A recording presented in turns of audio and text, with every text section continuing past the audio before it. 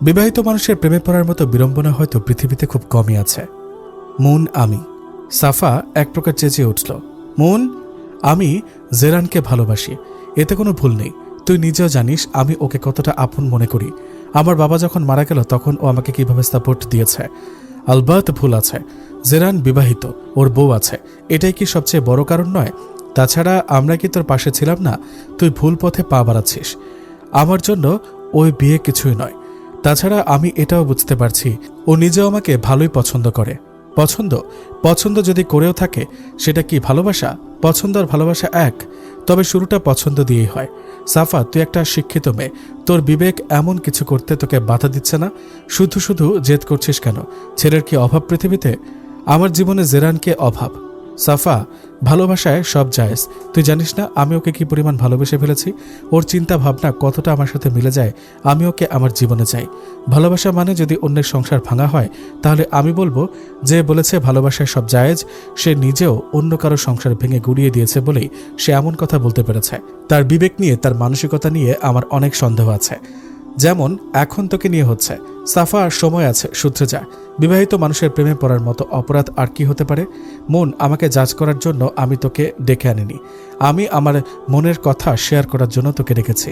Gerund খুব smart একটা ছেলে, আর আমার মনে হয় ও বিবাহিত জীবনে সুখী নয়। ওকে কখনো দেখেছিস কোনো অনুষ্ঠানে ওর বউকে নিয়ে আসতে? এটা ওদের পারিবারিক ব্যাপার সাফা। আর জেরান ওর জীবনে যদি সুখী নাও হয়ে থাকে, তোকে ওর দায়িত্ব নিতে কে বলেছে? আর সংসার ওর বউ ও বুঝবে। মুন, তুই কাউকে ভালোবেসেছিস জীবনে? তুই এসব বুঝবি না। আমি হয়তো ভালোবাসিনি কাউকে, আর ভালোবাসার নমুনা যদি হয় তোর মতো, তাহলে আমি বিয়ের আগে কাউকে ভালোবাসবো না। আর ঠিকই বলেছিস, আমি এসব বুঝবো না। কারণ জানিস সাফা, ভালোবাসার নামে কারো সংসার ভাঙার ব্যাপারটা আমার বুঝে আসছে না, আসবেও না। আমার বিবেক, আমার মোরাল এত নিচু আর খারাপ নয় যে অন্যের সংসারের দিকে নজর দিতে হবে। আমি তোর বান্ধবী মুন, আমাকে সাপোর্ট করা তোর দায়িত্ব। আমি ভুল নাকি সঠিক তা তুই বিচার না করে আমাকে জ্ঞান না দিয়ে আমার পাশে থাক, এতটুকুই কর। বন্ধুদের দায়িত্ব কি জানিস? আরেক বন্ধু ভুল পথে গেলে তাকে সঠিক পথ দেখানো, ভুল পথে তার সাথে চলা বা তাকে উৎসাহ দেওয়া নয়। সরি, আমি এমন বান্ধবী নই যে তোর সাথে ভুল বা খারাপ পথে হাঁটব। তুই সত্যি আমার বন্ধু তো? মন কিছু বলতে যেও বলতে পারল না। ব্যাগ কাঁধে নিয়ে বসা থেকে উঠে দাঁড়ালো। একটা নিরুপায় দৃষ্টি সাফার দিকে দিয়ে দরজা দিয়ে বের হয়ে গেল ঘর থেকে। মুনের মাথা ঘুরছে। মুন, সাফা, জেরান একই অফিসে কাজ করে। মুন আর সাফা কলেজ থেকে বান্ধবী। শখ করেই দুজন একই অফিসে চাকরি নিয়েছে। তারপরই কলিগ হিসেবে জেরানের সাথে ভালো সম্পর্ক হয়। জেরান তখন অলরেডি বিবাহিত, আর সাফা নাকি এখন ঘৃণায় মন বিষিয়ে যাচ্ছে। আবার মন অস্থির হচ্ছে। তবে কি জেরানও? একটা অজানা মেয়ের জন্য মনটা কেমন করে উঠল মনের। এভাবেই বুঝি কারো কুনজরে অন্য কারো সংসার ভাঙে। সাফা ওর বান্ধবী, এর থেকে বড় শাস্তি এখন আমার কি হতে পারে? আবেশের প্যান্টের পকেটে সিনেমার টিকিট পেয়েছে আরিতা। টিকিটটা ও ভালোমতো চেক করলো। আবেশ ওকে না জানিয়ে সিনেমা হলে গিয়েছিল, কিন্তু ওকে কিছু জানায়নি। সিনেমা হলে যাওয়াটা বড় ব্যাপার নয়, কিন্তু ওকে না জানানো অবশ্যই বড় কথা। যাওয়ার সময় ওকে না জানাতে পারলেও বাড়ি ফিরে অবশ্যই জানানো উচিত ছিল। এমন তো নয় যে আরিদার থেকে ওকে সবসময় পারমিশন নিতে হবে, কিন্তু জানাতে তো সমস্যা হওয়ার কথা নয়। কিন্তু হঠাৎ সিনেমা হল, আর কার সাথে? হঠাৎ করে কেমন জানি মনের মধ্যে কু গেয়ে উঠল আরিতার। মনে হাজারো প্রশ্ন এসে ভিড় করছে, কিন্তু সব একপাশ করে দিল ও। হয়তো কোনো বন্ধুর সাথে গিয়েছিল, কিংবা কলিগ। ওরা কলিগরা মিলে প্রায় সময় ঘুরতে যায়, তবে সেসব কথা সবই শেয়ার করে আবেশ। হয়তো এটা শেয়ার করার কথা মনে নেই। টিকিটটা কয়েকদিন আগের। আবেশের সাথে এখনই ও কথা বলবে। ডাউট তাড়াতাড়ি ক্লিয়ার করে ফেলা ভালো, কারণ সন্দেহের বীজ একবার বোনা হয়ে গেলে শেকড় ছড়াতে সময় লাগে না। আবেশ শুয়ে শুয়ে মোবাইল টিপছিল। রাতের খাবার খেয়ে আরিদা সব গোছগাছ করে জামা পাল্টে বিছানায় এসে আবেশের পাশে বসল। আবেশ আর চোখে বউকে দেখে নিয়ে মোবাইল বালিশের পাশে রেখে একটু এগিয়ে এলো আরিদার দিকে। তুমি সিনেমা হলে গিয়েছিলে আবেশ? আবেশ এই মুহূর্তে এমন প্রশ্ন আশা করেনি। শুধু এই মুহূর্তে নয়, আসলে ও এমন প্রশ্ন আশা করেনি। সিনেমা হলের ব্যাপারটা ও স্কিপ করতে চেয়েছিল। আবেশের মুখ থেকে যেন রক্ত সরে গেছে। মুখ এমন ফ্যাকাশে হয়ে গেছে যে আরিদা ভালোমতো খেয়াল করার আগেই আবেশ আরিদাকে কাছে টেনে নিল। তুমি তো আমার কলিগগুলোকে জানোই, ওরাই ধরে বেঁধে নিয়ে গেল। তুমি তো সব জানোই ওদের সম্পর্কে। আসলে তুমি কোথাও গেলে আগে কিংবা পরে সবসময় শেয়ার করো। আসলে একদম মাথা থেকে বের হয়ে গিয়েছিল। সেখান থেকে এসে তাড়াহুড়ো করে তোমাকে নিয়ে মায়ের কাছে গেলাম, আর পরে মনে ছিল না। আরিদা যেন স্বস্তির নিঃশ্বাস ছাড়ল। আবেশকেও বিশ্বাস করে। অবিশ্বাসের কাজ আবেশ কখনো করে না। আবল তাবল না ভেবে ও যে আবেশকে প্রশ্ন করেছে এটাই সবচেয়ে উত্তম কাজ হয়েছে, না হলে সন্দেহ বাড়তে থাকতো। যা সম্পর্ক নষ্ট হওয়ার জন্য যথেষ্ট। জাফনা জেরানের পিঠের দিকে তাকিয়ে আছে। জেরান আজকাল কেমন যেন দূরের হয়ে গেছে।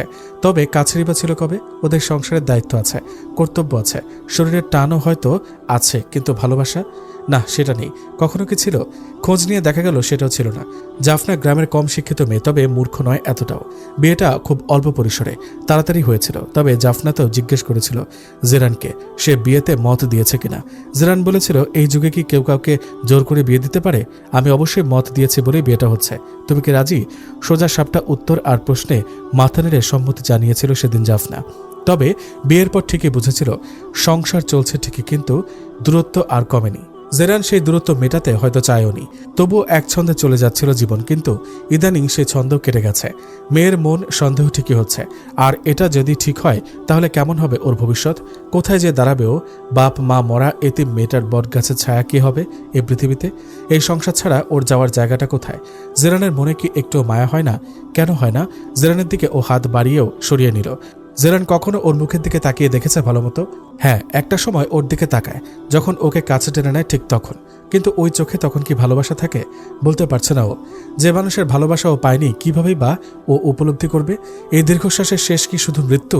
ও একটা নর্মাল সংসার চায়, স্বামীর ভালোবাসা চায়, ছোট্ট একটা পরিবার চায়, একটা বাচ্চা।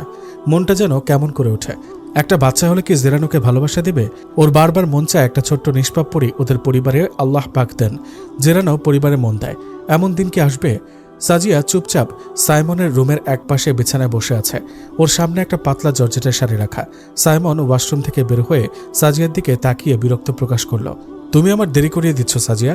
আমি তোমাকে এইখানে জোর করে নিয়ে আসিনি, তুমি নিজের ইচ্ছাতে এখানে এসেছ।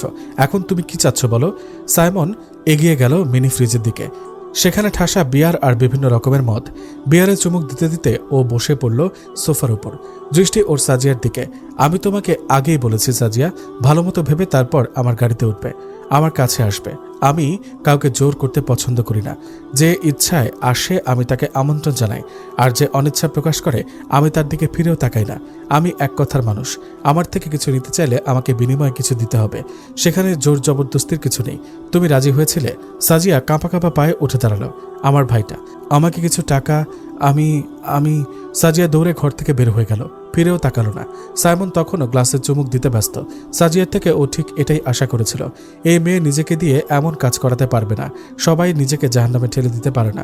টাকার চাহিদা মানুষকে অনেক দিকে ঠেলে দেয়, কিন্তু অনেকে নর্দমায় নেমেও নিজেকে নিচুতে নামাতে পারে না, গায়ে ময়লা লাগাতে চায় না। আজ প্রথমবারের মতো সাইমন অন্য কারো ব্যথায় ব্যথিত হলো। বেশি না, তবে একটু হলেও। আজ প্রথমবারের মতো কেউ ওর রুমে এসে টাকা ছাড়া ফেরত গেছে। ওর কি ইগোতে লেগেছে? না, এমন কিছু মনে হচ্ছে না, বরং একটু অবাকই হয়েছে। এই প্রথম হয়তো কেউ নিজেকে এই পর্যায়ে এনে তার থেকে বের হয়ে চলে গেল। সাইমন জিদানকে কল দিল। সাজিয়ার ভাইটার কি হয়েছে একটু খোঁজ নিয়ে জানা আমাকে। জেরান সাফার ফ্ল্যাটে এসেছে। গোলাপ ফুলগুলো টেবিলের উপর রেখে সোফায় বসলো জেরান। সাফা জামা পাল্টাতে গেছে। অফিস থেকে ওরা সরাসরি এখানে এসেছে, যদিও এখানে আসা প্ল্যান ছিল না, কিন্তু সাফা ওকে ড্রপ করে দিতে বলল।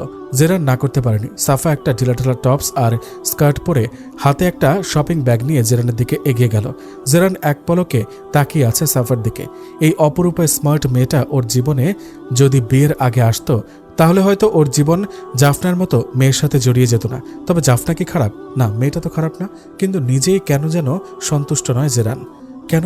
শুধু মায়ের পছন্দে বিয়ে করেছে বলে? তবে ওকে তো কেউ জোর করেনি, মত ও নিজেও দিয়েছিল মাকে খুশি করতে। সাফা হাসি দিয়ে জেরানের দিকে ব্যাগটা এগিয়ে দিল। চেঞ্জ করে নাও, তুমি ঘেমে আছো।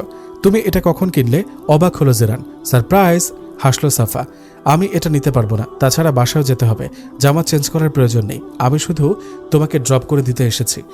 মন খারাপ হলো সাফার। আচ্ছা, চেঞ্জ করতে হবে না, কিন্তু গিফট হিসেবে নিয়ে যাও। তাছাড়া কিছুক্ষণ বসে গল্প করতে কি সমস্যা? সাফা, এটা আমি ফ্রেন্ড হিসেবে এটা নিতেই পারো। তাছাড়া তোমার বউ এটা নিয়ে সমস্যা করবে বলে তো আমার মনে হচ্ছে না। এতটা আনস্মার্ট সে নয়, নাকি? জেরান হার মেনে নিল। কিছুক্ষণ গল্প করে গেলে ক্ষতি বা কি? আর গিফট নিলেও জাফনার তো কিছু সন্দেহ করার কথাও না। তাছাড়া ও এসবের কী বা বোঝে? সাফা আর জেরান গল্পে মন দিল। সময় পার হতে থাকলো। ঘড়ির কাঁটা 10টার দিকে যাচ্ছে, তবে সেদিকে মন নেই কারো। সাফা চায় জেরানকে ধরে রাখতে। আর জেরান চায় জাফনাকে ভুলে থাকতে।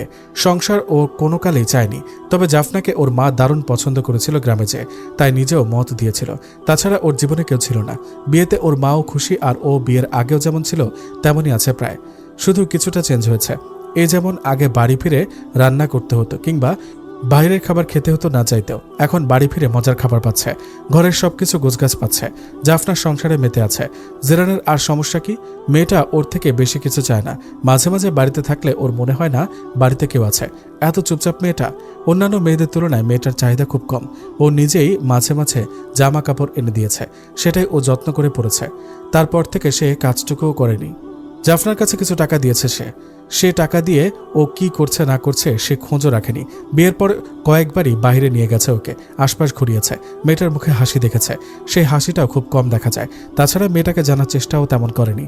জীবন যেমন চলছিল সেভাবেই চলে যাচ্ছে। কিন্তু সাফার সাথে আলাপ হওয়ার পর এই পরিচয়টা যদি আগে হতো, ও কি শুধু আকর্ষিত হয়েছে নাকি আরও কিছু আছে?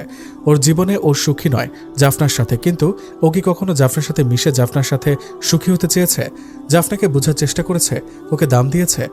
যেভাবে সাফার দিকে মনোযোগ দিচ্ছে সেভাবে জাফনার দিকে মনোযোগ দিয়েছে?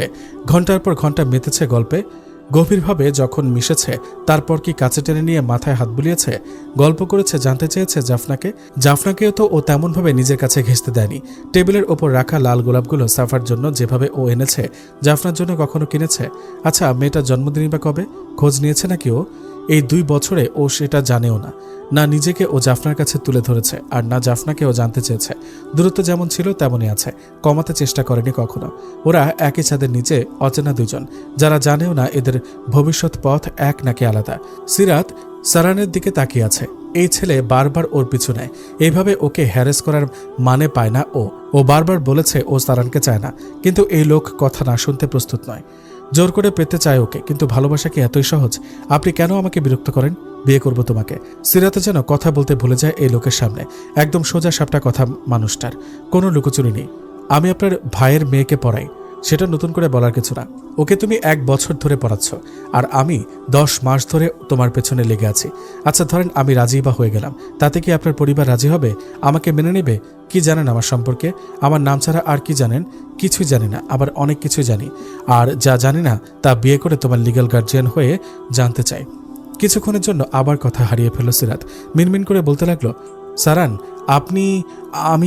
আমাদের কোনো ভবিষ্যৎ নেই, আমি তৈরি করে নেব। বলো তুমি রাজি নাকি? আমি এতদিন ধরে তোমার পিছু পড়ে আছি। আপনি অধৈর্য হয়ে যাচ্ছেন, কারণ তুমি আমার কাছে ধরা দিচ্ছ না। অন্য কেউ হলে বুঝি ধরা দিয়ে দিত? অন্য কারো খোঁজ নেওয়ার দরকার এর আগে হয়নি, আর তোমাকে পাওয়ার পর অন্য কারো দরকার হবে বলে মনে হচ্ছে না। সারান কথা বলছে আর সিগারেটে টান দিচ্ছে বারবার। সিরাত ওনার কোনা দিয়ে নাক ধরল। সারান তো তা দেখে সিগারেট পায়ের তলায় পিষে হাত দিয়ে বাতাস করার মতো করে ধোঁয়া দূর করার চেষ্টা করল। পরের বার সিগারেট নিয়ে আর আমার সামনে আসবেন না। মানে আমাকে পারমিশন দিচ্ছ আবার তোমার পিছু নেওয়ার? সিরাত অবশ্য কোনো মিন করে এ কথা বলেনি, কিন্তু এই লোককে কে বোঝাবে? ও চুপ করে অটোর দিকে এগিয়ে গেল। এক পয়সা টাকা ওর আর ওর পরিবারের জন্য অনেক দামি। এই লোককে ওর জীবনে জড়ানোর কোনো মানেই হয় না। তেল আর পানি কখনো মিলবে না, মিলেও না।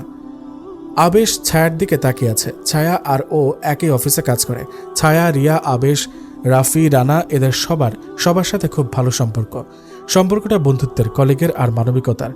তবে এই মেয়েটার সাথে আবেশের অনেক কিছু মেলে। যেমন আবেশ অনেকটাই চুপচাপ। ছায়াকে ও দেখেছে প্রথম থেকেই মেয়েটা চুপচাপ, তবে হাসি খুশি, আবার মিশুকও। তবে তাদের সাথে যাদের সাথে ও কমফোর্টেবল একদম আবেশের মতো। মেয়েটা অনেক জ্ঞানীও, সেটা আবেশকে মানতেই হবে। আবেশ ইংরেজির ছাত্র ছিল, অনেক লেখকের কোটেশন ওর মুখস্থ। শুধু ইংরেজি নয়, বাংলা উক্তিও ঠোঁটে রাখায়। এই জিনিসটা ওর অনেক পছন্দের, ওর ট্যালেন্টও বলা যায়। বন্ধুদের সাথে কোটেশন খেলাটাও ছিল ওর প্রিয়। ওকে সহজে কেউ হারাতে পারেনি ছাত্র জীবনে, এখানে কেউ ওকে হারাতে পারবে বলে মনে হয় না। এই ছায়া মেয়েটা কিন্তু ইংরেজি বিভাগের ছাত্রী নয়, তবুও ছায়া খুব ভালো ও পটু। সেদিন কথায় কথায় ছায়া আর ওর মধ্যে একটা বাজি লেগে গেল। কলিগরা চারপাশ থেকে ওদের ঘিরে আছে। কথা ছিল যে হারবে সে সবাইকে খাওয়াবে, তবে আবেশ কনফিডেন্স ছিল ও হারবে না। হলো তাই, আবেশ জিতে গেল। ছায়া সবাইকে সেদিন বিরিয়ানি খাইয়েছিল। কথাটা আরেক দিনের, অফিস ছুটি হবে।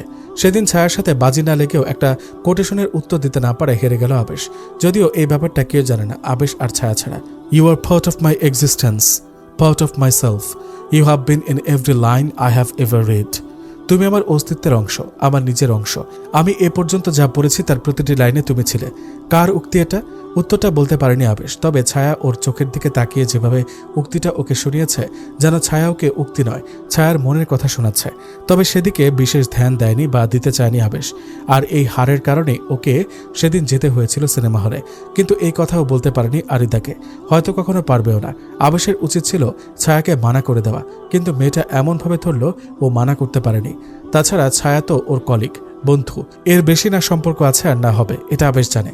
কিন্তু তারপরেও কেমন যেন একটা অস্বস্তি ধরে আছে ওকে। অফিসের কেউ জানে না এটা। আরিদাকে ও মিথ্যা বলতে চায়নি, কিন্তু জানাতেও চায়নি। আরিদা জানলে মাইন্ড করবে, করাটাও স্বাভাবিক, কারণ সেদিন ও আর ছায়া একা ছিল। এই ব্যাপারটা খুব আপসেট করবে আরিদাকে। এই ভয়ে আবেশ ব্যাপারটা লুকিয়ে গেছে।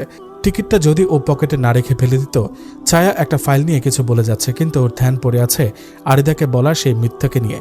এই মিথ্যার জন্য ওকে পস্তাতে না হলেই হলো। আরিদা ওর অস্তিত্ব, ওর সুখ, ওর ভালোবাসা। আবেশ আর কিছু জানে না, জানতে চায়ও না। ছায়া শুধু বন্ধু আর কলিগ, এ পর্যন্তই সীমাবদ্ধ ওদের সম্পর্ক। জাফনা চায়ের কাপ জেরানের সামনে রাখলো, মিনমিন করে বলল, জারার বিয়ের কথা চলছে। আম্মা আপনাকে আর আমাকে গ্রামে 2 দিনের জন্য যেতে বলেছে। জেরান চায়ে চুমুক দিল। আম্মার সাথে আমি কথা বলে নেব। ব্যাস, কথা এখানেই শেষ, আর কোনো কথা নেই। জাফনা চুপ করে দাঁড়িয়ে জেরানের দিকে তাকিয়ে আছে। এই চা আর খাবার দেওয়ার বাহানাতেই তো জেরানকে একটুও শান্তিতে দেখতে পারে। তাছাড়া জেরানের এত সময় কোথায়? এত এত কথা, তবু মুখ ফুটে ও বলতে চেয়েও পারে না। ইচ্ছা করে পাশে বসে হাতে হাত রেখে জেরানের কাঁধে মাথা রেখে কিছুক্ষণ কথা বলতে, কিন্তু সেই অধিকার কি ওর আছে? বিয়ে হলে কি সব অধিকার পাওয়া যায়? যদি অধিকার দেওয়ার মালিক অধিকারই না দেয়, আর কিছু বলবে? জেরানের শক্ত কণ্ঠে যেন ধ্যান ভাঙল জাফনার। জেরানের চোখে মুখে বিরক্ত। ওদের সংসারে ভালোবাসা না থাকলে জেরানের চোখে মুখে আগে এত বিরক্তি ছিল না, তবে এখন ও চুপচাপ কাপ নিয়ে বের হয়ে গেল রুম থেকে। এই নিশ্চুপ, এই কথা বলার অভাব, এই একাকিত্ব ওকে শেষ করে দিচ্ছে। কিন্তু কেউ তো নেই ওর অবস্থার কথা শোনার বা দেখার। শাশুড়ি খুব কমই গ্রাম থেকে এসে ওদের সাথে থাকে। যে কয়দিন থাকে সে কয়দিন ওর একাকিত্ব খানিকটা দূর হয়। ওর মাঝে মাঝে মনে হয় এইভাবে থাকার চেয়ে কি দূরে যেয়ে গ্রামে থাকাই ভালো নয়? আচ্ছা, ও দূরে গেলে কি জেরান ওর অভাব বোধ করবে? না, সম্ভব নয়। যে থেকেও নেই, সে না থাকলেও তার অভাব বোধ হয় না। জেরান জাফনা চলে যাওয়ার দিকে তাকিয়ে হাত দিয়ে মুখ ঘষে চেয়ারে ভালো মতো হেলান দিয়ে বসলো। কিসের যেন একটা কাঁটা বিঁধেছে ভেতরে, তবে সেটা কি, সেটা নিয়ে বেশি ভাবতে পারল না জেরান। মোবাইলে সাফার নাম ভেসে উঠেছে। ও মোবাইল হাতে বারান্দার দিকে পা বাড়ালো। নতুন কিছু শুরু করতে হলে পেছনের পুরনো জিনিস তো গোড়া থেকে উপড়ে ফেলতে হবে। সাজিয়া সাইমনের সামনে দাঁড়িয়ে আছে, ওর চোখে মুখে আতঙ্ক। মানুষটার মুখে ঢাকা, তবুও চোখ দেখে বুঝে ফেলেছে সাজিয়া। শুধু সাজিয়া নয়, সিরাতও দাঁড়িয়ে আছে। একবার সাজিয়ার দিকে তাকিয়ে দেখেছে, আবার সাইমনকে। ওদের বাড়িতে তেমন কোনো মানুষই আসে না। এ আবার কোথা থেকে হাজির হলো? ওদের বাড়িটা খুব পুরনো। এই একতলা বাড়িটা ওর বাবা নিজের টাকা জমিয়ে আর গ্রামের একটা জমি বেচে করেছিল। এটাই ওদের শেষ সম্বল। ওরা কখনোই অনেক টাকার মালিক ছিল না, তবে সংসারটা তখন কিছুটা সচ্ছল ছিল। এখন আর সেই অবস্থা নেই, রং চটে গেছে। পেছনের দিকে দেওয়ালের শ্যাওলা জমে বিচ্ছিরি অবস্থা। ভূতের বাড়ি বলে ভুল হবে না। সচ্ছলতা আর আগের মতো নেই। আত্মীয়দের সাথে যোগাযোগ নেই, কেউ খবর রাখে না, কেউ রাখতেও চায় না। এখন কি আর তাদের টাকা আছে? টাকা না থাকলে তো মূল্য নেই। এমন দামি গাড়ি আর জামা কাপড় পরা, মাথায় টুপি, মুখে মাস্ক পরা মানুষটা ওর ছোট বোন সাজিয়াকে কিভাবে চেনে, আর কেনই বা এখানে এসেছে ভাবছে সিরাত। কি লুকাচ্ছে সাজিয়া ওর থেকে? এখানে দাঁড়িয়ে থাকবো? হালকা কাশলো সাইমন। সিরাত নড়েচড়ে উঠল। একটা নর্মাল বাড়িঘর, যেভাবে গোছানো থাকে সেভাবে গোছানো, কিন্তু দামি কিছু না। এমন মানুষকে বসাবে কোথায় ওরা? সাজিয়া ওনার বসার ব্যবস্থা কর। সিরাত ঘরের বাইরে গেল। এই বাড়িতে সবকিছু হিসাব করেই চলে, অল্পতেই যেভাবে মাস পার করা যায় আর কি। চা, কফি এসব তো বিলাসিতা ওদের কাছে। ও বাড়ির পাশের মুদি দোকানে গেল। চা পাতা, গুঁড়ো দুধ আর বিস্কুট কিনতে হবে। কেউ বাড়িতে আসলে খালি মুখে তো আর ফেরত দেওয়া যায় না, এটা সৌজন্যতা। আপনি এখানে? সাজিয়ার কথায় ধ্যান ভাঙল সাইমনের। ও ঘরের ভেতর ঢুকে আশেপাশে দেখছিল মানুষের জীবন কত রকমের। মুখের মাস্ক খুলে বসতে বসতে বলল, তোমার খোঁজ নিতে এলাম, তোমার ভাই কেমন আছে? আপনি কেন ছাড়িয়েছেন আমার ভাইকে? আমার কাছে এর জন্য কি তুমি সাহায্য চাইতে এসেছিলে না? কিন্তু আপনি কেন? বিনিময়ে আমি আপনাকে কিছু দিতে পারবো না, জানেন তো। আর আমি তো ফিরে এসেছিলাম, বলতে পারো আমার ইগোতে লেগেছে।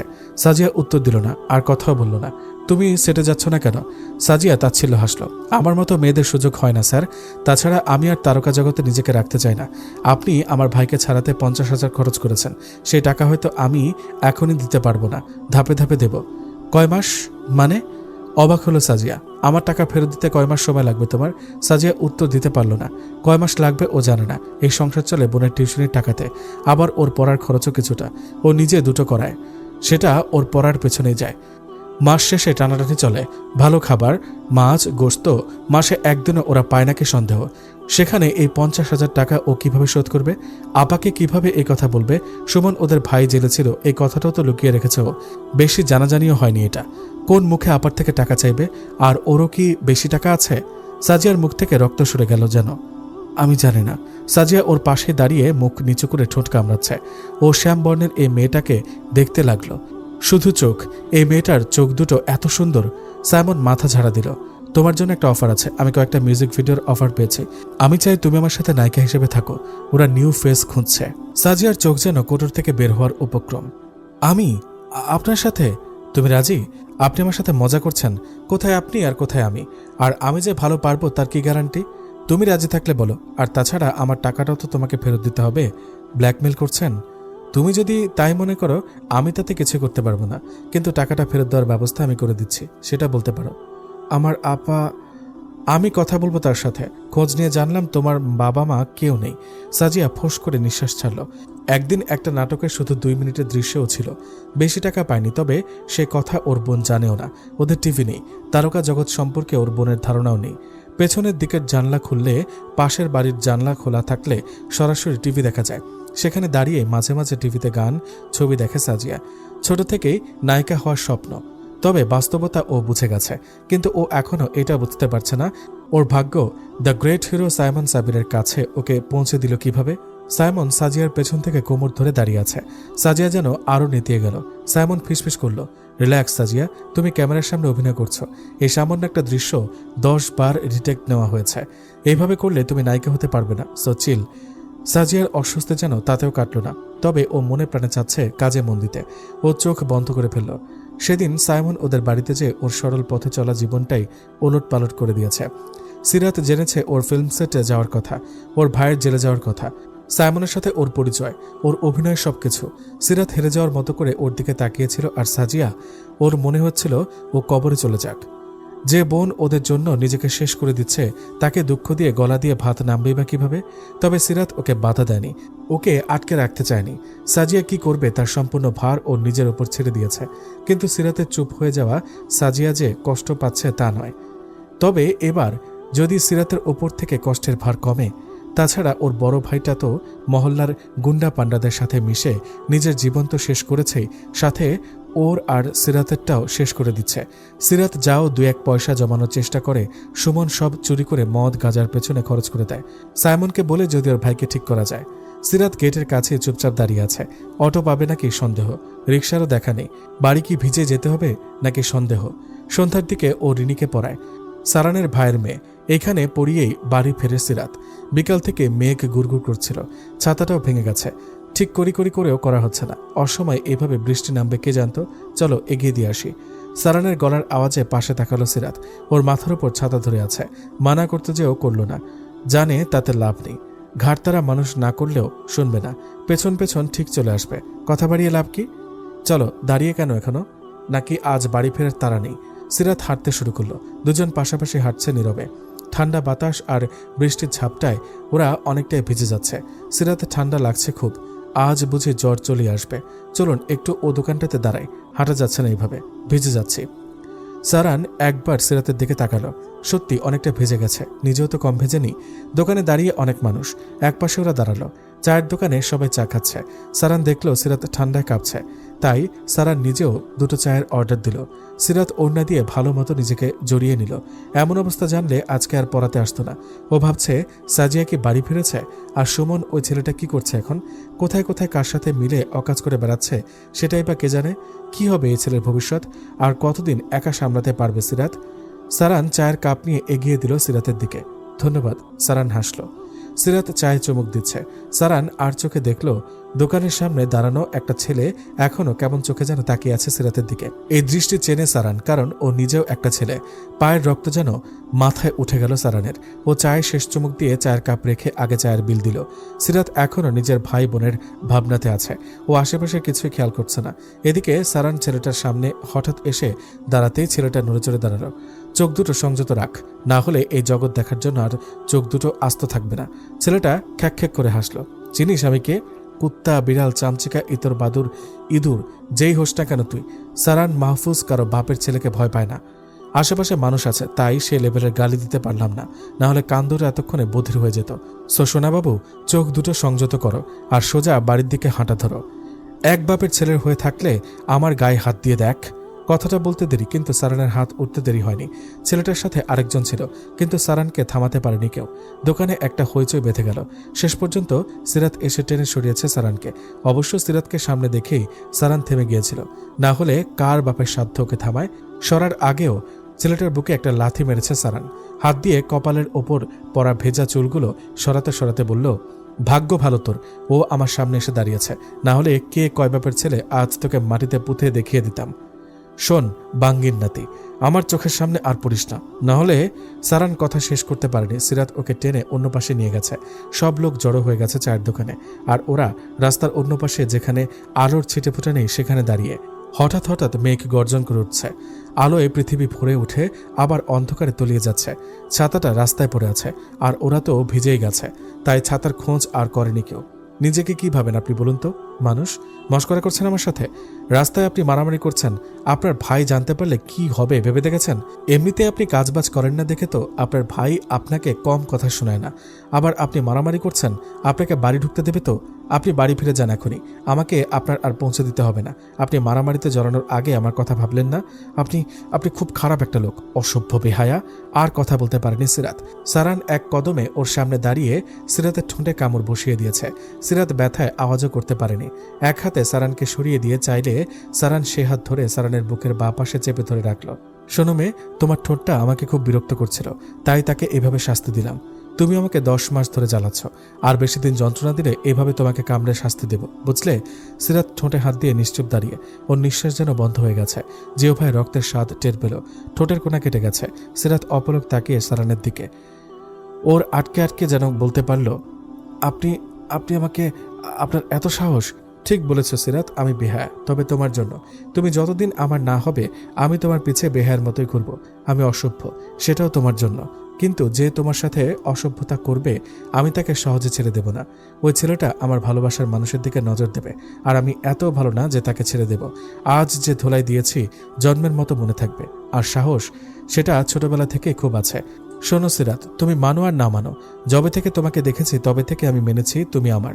সিরাত ঠাস করে একটা থাপ্পড় মেরে দিল সারানের গালে। আমাকে ছোঁয়ার, আমাকে বাঁচানোর কোনোটার অধিকার, দায়িত্ব আমি আপনাকে দেইনি। খবরদার ফার্দার এমন কাজ করলে। সারান এক হাত চেপে ধরল সিরাতের। শোনো সিরাত, তুমি আমাকে মারো, ঘৃণা করো আর যাই করো, তোমার পিছু আমি ছাড়ছি না। ব্যাস, বলে যখন একবার দিয়েছি তো দিয়েছি। তুমি আমার মানে আমার। জোর করে? হ্যাঁ, দরকার হলে আমি তাই। আমি মার খেতে রাজি, আমি মারতেও রাজি। আমি তোমার জন্য দিন, মাস, বছর অপেক্ষা করতেও রাজি। আমি বেহায়া, অসভ্য, নির্লজ্জ সব হতে রাজি। শুধু তোমাকে চাই আমি। সিরাতে যেন কথা হারিয়ে ফেলল। কথার পৃষ্ঠে যেন আর কথা পেল না ও। যে বোঝে না তাকে বোঝানো যায়, আর যে বুঝেও অবুঝ তাকে বোঝানো যায় না। সিরাত আর কথা বাড়ালো না। সে সারানের সাথে কথায় পারবে না। হাঁটতে শুরু করলো ও। ওর শরীর এখনো কাঁপছে, কিছুটা ঠান্ডা বাতাস আর বৃষ্টির কারণে, আর কিছুটা সারানের অবাধ্য ছোঁয়ায়। সারান যে ওর পিছু পিছু হাঁটছে সিরাত তা জানে। কাঁধের ব্যাগটা বুকের সাথে ভালোমতো জড়িয়ে দ্রুত পা চালালো সিরাত। এই পাগল লোক ওকেও পাগল করে ছাড়বে। আপনার স্ত্রী কেমন আছে জেরান ভাই? ভালো। একটু হাসার চেষ্টা করলো জেরান। আপনি তাকে সাথে করে আনেননি কেন? আপনি তো তাকে আমাদের সাথেও পরিচয় করিয়ে দেননি কখনো। মনের কথায় মুখটা বেজার হয়ে গেল জেরানের। জাফনাকে ওরা কেউ দেখেনি, কারণ ও কখনো কোনো কলিগের অনুষ্ঠানে জাফনাকে আনে না। শুধু বাড়িতে জানিয়ে আসে ও বাইরে খেয়ে আসবে, কিংবা দেরি হবে, জাফনা যেন অপেক্ষা না করে খেয়ে নেয়। জেরান আস্তে আস্তে বলল, বাইরে ও খুবই আনকমফোর্টেবল ফিল করে, কোথাও যেতে চায় না, তাই আর কি। মুন সাফার দিকে তাকালো। বেলাল ভাইয়ের মেয়ের জন্মদিন আজ, তাই সবাইকে দাওয়াত দিয়েছে। যারা বিবাহিত বউ স্বামী নিয়ে এসেছে, কিন্তু যে মানুষ নতুনে মজেছে সে আর বউকে কেন পাত্তা দেবে? আপনাকে আমি বিবেকবান ভেবেছিলাম জেরান ভাই, আপনি ভুল দিকে পা বাড়িয়েছেন। আপনি শুধু একা ধ্বংস হবেন না, সাথে বাকিদের নিয়েও হবেন। জেরানের ভ্রু কুঁচকে গেল। মানে, এসব কথার মানে কি মন? এত ইনোসেন্ট সাজেন কিভাবে? আপনি আর সাফা ভুল বলছি না নিশ্চয়ই? জেরানের মুখ আরো শুকিয়ে গেল। অফিসে কেউ ওদের ব্যাপারটা জানে না, কাউকে জানানো সম্ভব নয় এখন। আফটার অল ও বিবাহিত, এটা সবাই জানে। তবে সাফা এটা মেনে নিয়েই ওর সাথে জড়িয়েছে। তবে রেপুটেশনের একটা ব্যাপার আছে, যতদিন ও জাফনার সাথে আলাদা না হচ্ছে ততদিন ওদের ব্যাপারে জানবে না কাউকে। ওরা ঠিক করেছে একটা চাকরির স্থলে এটা খুবই খারাপ প্রভাব ফেলবে। মন, আমি আর সাফা বন্ধু আর কলিগ, বাকি সবাই যেমন তেমনই। তুমি মন গড়া কাহিনী বললেই তো হবে না। বাকিদের সাথে আপনি 2-1 দিন পরপর রেস্টুরেন্টে খেতে যান না নিশ্চয়ই, কিংবা শহর ছেড়ে দূরে বাইকে নিশ্চয়ই নিয়ে যান না তাদেরকে। আপনি আর সাফা সিলেট গিয়েছিলেন 2 দিনের জন্য, আপনি তারপরও অস্বীকার করবেন? জেরান হতবাক। তুমি এত কিছু? শুধু আমি না, আরও কিছু কিছু মানুষ আপনাদের অতিরিক্ত মেলামেশা খেয়াল করেছে জেরান ভাই। চোখ কেউ বন্ধ করে থাকে না, আর দেওয়ালেরও কান আছে, জানেন না? আপনারা ভাবেন আপনারা খুব শেয়ানা, তাই না? কেউ কিছু জানবে না, শুনবে না, দেখবে না। তবে সিলেটের ব্যাপারটা আমি সাফার মোবাইলের ছবি দেখে জানতে পেরেছি। তাছাড়া সাফা এখন আমাকে কিছু বলুক আর না বলুক, আগে স্বীকার করেছে ও আপনাকে ভালোবাসে। তবে তখন জানতাম না আপনিও এত রুচিহীন একজন মানুষ। সময় আছে, শুধরে যান, পরে আফসোস করতে হবে। জেরানের রক্ত গরম হয়ে যাচ্ছে। ওর সাথে কখনো কেউ এমন ব্যবহার করেনি, আর মুন তো ওর জুনিয়র। ওর থেকে উপদেশ নিতে হবে এখন। ওর পার্সোনাল ব্যাপার নিয়ে সবার এত মাথা ব্যথা কেন? এদিক দিয়ে তো ওর বউ 1000 গুণ ভালো, ও কিছু নিয়ে মুখ খুলে না। তার জন্য কি ওকে ঠকানো সহজ হয়নি? কথাটা মাথায় আসতেও ঝেড়ে ফেলল জেরান, কিন্তু ওদের কথার মাঝখানে ঢুকলো সাফা। টেনে সরিয়ে নিয়ে গেল মনকে। তুই জেরানের থেকে দূরে থাক মন, এটা সম্পূর্ণ আমাদের ব্যাপার। দূরে থাকার কথা যদি উঠে থাকে তাহলে দূরে তো তোর থাকা উচিত। জেরান বিবাহিত, তুই ভুল করছিস। এসব আমি বুঝবো, তোর ভালো না লাগলে তোর মাথা ঘামাতে হবে না। ছি সাফা, তুই চিন্তা করে দেখেছিস জেরান যদি ওর বউয়ের মতো তোকেও ধোকা দেয়? সাফা কটমট করে তাকালো মনের দিকে। আমি কোনো অবলা মেয়ে নই, আমাকে ধোকা দিতে হলে ওকে ওর প্রাণটা হারাতে হবে। বাহ, ধোকা দেওয়ার কথা সহ্যই করতে পারছিস না এখনই, কিন্তু আরেকজনের সংসার ভাঙার জন্য উঠে পড়ে লেগেছিস। লজ্জা লাগে না তোর? তোর ভাই, তোর মা কি ভাববে? আমার ভাই তার বউ নিয়ে বিদেশে ব্যস্ত, আর আমার মা তার নাতি পালতে ব্যস্ত। আমাকে নিয়ে ভাবার সময় ওদের নেই। সো তোর জ্ঞান তুই তোর কাছে রাখ, আমাকে আর জেরানকে একা ছেড়ে দেয়। জেরান শীঘ্রই আমাদের সম্পর্কের একটা নাম দেবে, আমরা বিয়ে করব। আর যেখানে সেখানে তোর মুখ খুলবি না। কে দেখলো, শুনলো, কি জানলো, তোর সেটা নিয়ে মাথা ঘামাতে হবে না। মন কথা হারিয়ে ফেলল, আর কিছু যেন বলার নেই। ও কি একবার জেরানের বউয়ের সাথে দেখা করবে? শেষ একটা চেষ্টা। কিন্তু জেরানের স্ত্রী কি আসলে কিছু টের পায়নি? মেয়েটা কি এতই অন্ধ নাকি বোবা? ছায়া আর আবেশ একটা রেস্টুরেন্টে বসে গল্প করছে। আসলে ওরা এসেছিল একটা মিটিংয়ের জন্য, সাথে রাফি আর রিয়া। সানাও ছিল। রিয়া আর সানা ফেরত গেছে। রাফি, ছায়া মিলে আবেশকে আটকে রেখেছে। ওরা একটা ট্যুরে যাবে, সেটা নিয়ে কথা বলতে। আলোচনার মাঝখানে রাফি উঠে ওয়াশরুমে গেছে। আবেশ আর ছায়া বসে পরিকল্পনা করছে। তবে আবেশ জানে না স্বচ্ছ কাজ ভেদ করে ওদের দিকে আরিদা তাকিয়ে আছে। আবেশ বলেছিল ও মিটিংয়ে আছে, অফিসের বাইরে, কিন্তু এই কিন্তুটা আরিদার মনে বারবার কাটা হয়ে বিঁধছে। আরিদা একবার ভেতর যেতে চেয়েও গেল না। মোবাইল বের করে কল করলো আবেশের নাম্বারে। ও স্পষ্ট দেখতে পাচ্ছে আবেশের মোবাইল টেবিলের ওপর, আলো জ্বলে নিভে যাচ্ছে। 2 বার কল দেওয়ার পর আর কল করেনি আরিদা। ও ভেতরে ঢুকবে কি ঢুকবে না বুঝে উঠতে পারছে না। আরিদার সাথে ওর বান্ধবীও আছে, অনেকদিন পর দেখা করতে এসেছে, তাই তাকে নিয়ে ঘুরতে বের হয়েছে আরিদা। আরিদা সেখান থেকে সরে পড়ল। সুমির সামনে আপাতত এই ব্যাপার না আসাই ভালো। কি যেন ভেবে আরিদা আবেশ আর ছায়ার একটা ছবি তুলে নিল। সাজিয়া সাইমনের গাড়িতে একা বসে আছে। আজ শুটিং শেষ করেছে ওরা, 3টা গানেরই শুটিং শেষ। সাইমনের জন্য ও বসে আছে। রাত প্রায় 2টা। সাইমন প্রায় প্রতিদিনই সাজিয়াকে বাড়ি ছেড়ে দিয়ে আসে। সরি, লেট হয়ে গেল। সাজিয়া কিছু না বলে মাথা ঝাঁকালো সাইমনের দিকে তাকিয়ে। সাজিয়া, আই থিঙ্ক এবার তোমার বাড়ি পাল্টানো উচিত। মানে? সাইমন সাজিয়ার উদ্বিগ্ন হওয়া চোখের দিকে তাকালো। তুমি নিজেই চিন্তা করে দেখো, যে পরিবেশে এখন তুমি আছো, ভবিষ্যতে সেটা তোমার জন্য উপযোগী কিনা? আফটার অল নায়িকা হতে যাচ্ছ তুমি, কিছুদিন পর সবাই তোমাকে চিনবে। সাজিয়া বাহিরে দৃষ্টি নিক্ষেপ করলো। ওর জন্ম, বেড়ে ওঠা সব তো এই বাড়িতেই। ওর বোনের সংগ্রাম, ওর লড়াই, ওর ভাই আর মা বাবার স্মৃতি সবকিছুই তো মিশে আছে ওই বাড়িতে। শিকড় উপড়ে ফেলা তো সহজ নয়।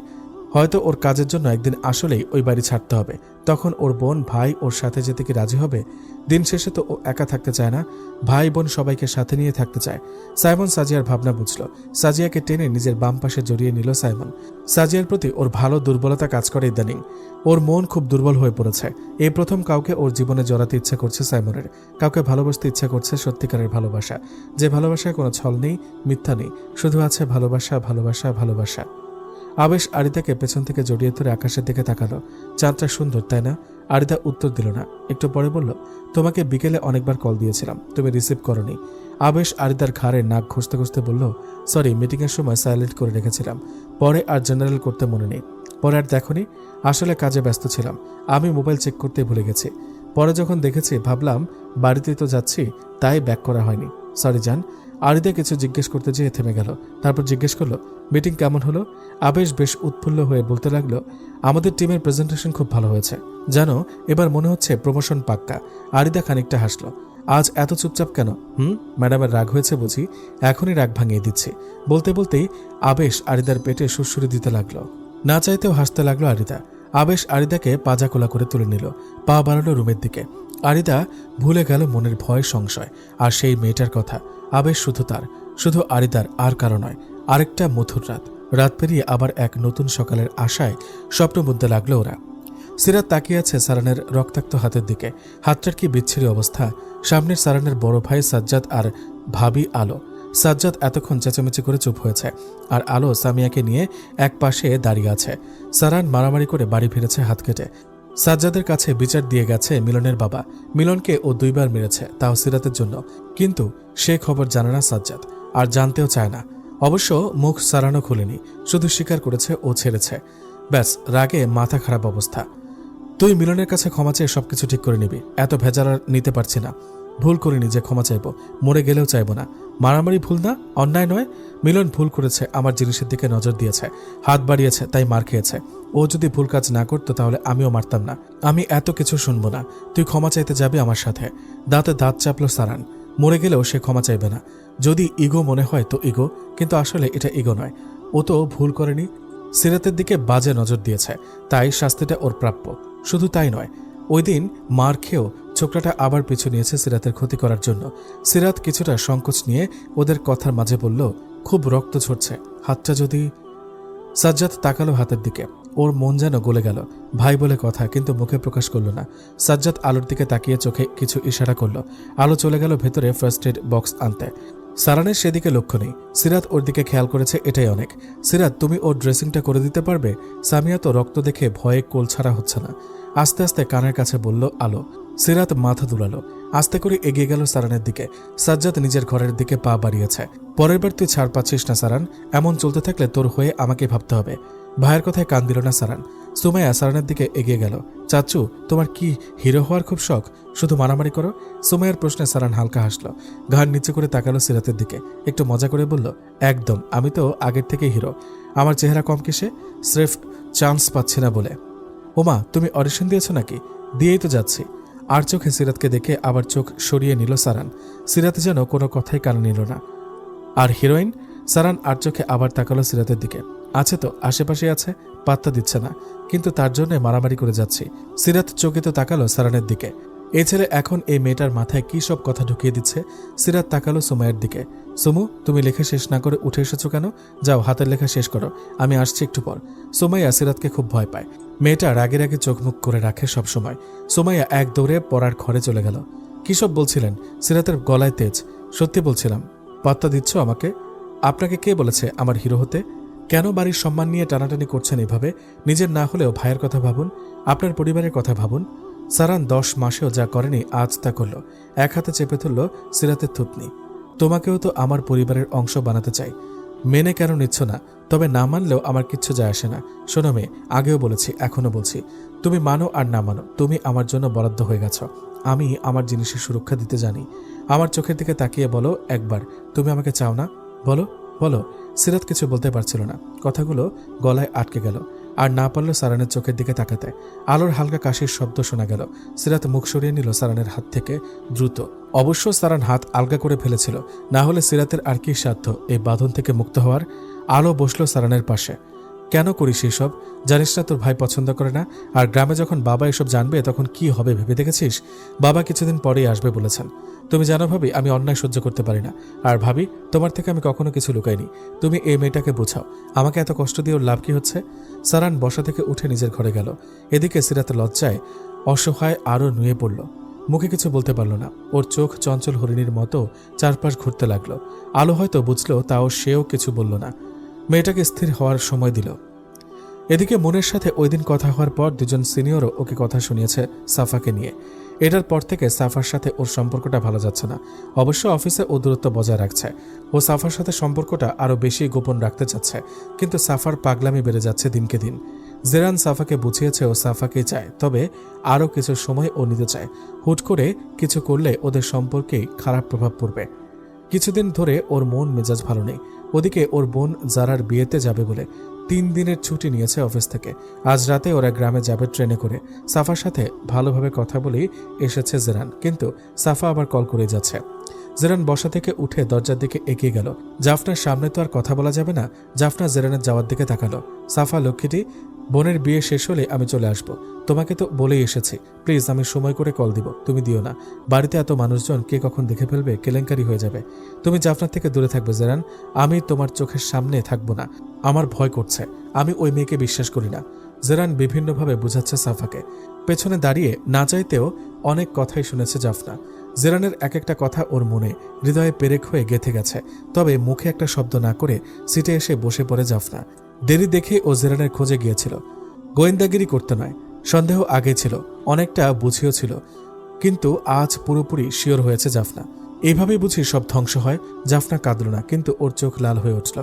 মনের প্রচণ্ড ব্যথায় ওর গলায় কান্নার দলা পাকিয়ে গেল, কিন্তু বারবার ঠোক গিলতে লাগলো জাফনা। বিয়ের 3 বছর হতে যাচ্ছে। ও নীরবে এসেছিল জেরানের জীবনে। বিয়ের পর নীরবে স্থান করেছিল জেরানের সংসারে, আর হয়তো নীরবেই চলে যেতে হবে। সংসারটা শুধু জেরানেরই ছিল, ওর বলতে কিছুই না। ও অতিথি হয়ে এসেছিল, সময় শেষ, হয়তো এবার যেতে হবে।